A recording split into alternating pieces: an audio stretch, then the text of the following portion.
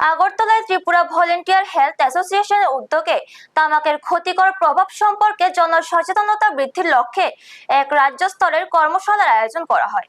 কর্মশালায় তামাক সেবনের ভয়াবহ স্বাস্থ্য ঝুঁকি, প্রতিরোধমূলক ব্যবস্থা এবং তামাক মুক্ত সমাজ গড়ে তুলতে সম্মিলিত উদ্যোগের উপর গুরুত্ব আরোপ করা হয়। অনুষ্ঠানে প্রধান অতিথি হিসেবে উপস্থিত ছিলেন রাজ্যের ক্রীড়ামন্ত্রী টিঙ্কু রায়।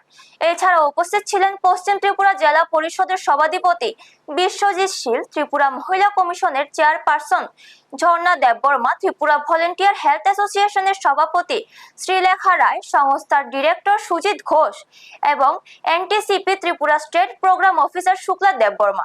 বক্তারা বলেন, তামাক সেবনের কারণে প্রতি বছর অসংখ্য মানুষ বিভিন্ন জটিল রোগে আক্রান্ত হচ্ছেন। তাই তরুণ প্রজন্মকে তামাকের কুফল সম্পর্কে সচেতন করে একটি সুস্থ তামাক মুক্ত সমাজ গড়ে তুলে সকলকে একযোগে কাজ করার আহ্বান জানানো হয়।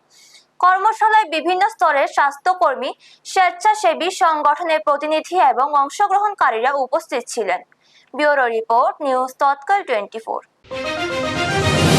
যতটুকু মানুষের জন্য করবে এতটুকুই তুমি যখন ক্ষমতায় থাকবে না তখন তোমাকে মানুষ স্মরণ করবে।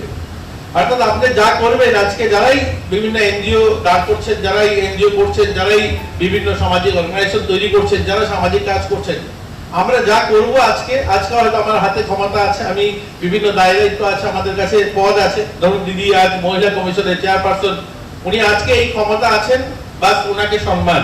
যেদিন তিনি মহিলা কমিশন থাকবেন না, যেদিন আমি মন্ত্রী থাকবো না, যেদিন আপনি প্রেসিডেন্ট থাকবেন না, সম্পাদক থাকবেন না ওই অর্গানাইজেশনের, সেদিন আপনাকে কি রূপে মানুষ দেখবে। আজকে যেটা করবেন সেটার উপর নির্ভর করবে। এর জন্য যাই করেন না কেন, কাজটা যেন মন থেকে করেন, যতটুকু করবেন। আমি আশা করি আজকের যে ইনিশিয়েটিভ, আজকের যে উদ্দেশ্য, সেটা সার্থক হোক, সফল হোক। আমরা সকলে মিলে আমরা রাজ্যের জন্য এই নেশামুক্ত যে সংকল্প, আমরা এই তাম্বাকু ফ্রি যে আমাদের সংকল্প সকলকে করতে চাই, এটা যথার্থ যেখানে প্রয়োজন সেখানে যেন করি। তাহলে দেখবেন আমাদের উদ্দেশ্যটা সফল হবে এবং আমরাও নিজেরা একটা সময় গর্ব করবো যে হ্যাঁ, আমাদের উদ্যোগে এই রাজ্যের নেশামুক্ত সমাজ নির্মাণ হয়েছে, আজকে ছেলে মেয়েরা নেশামুক্ত হয়েছে।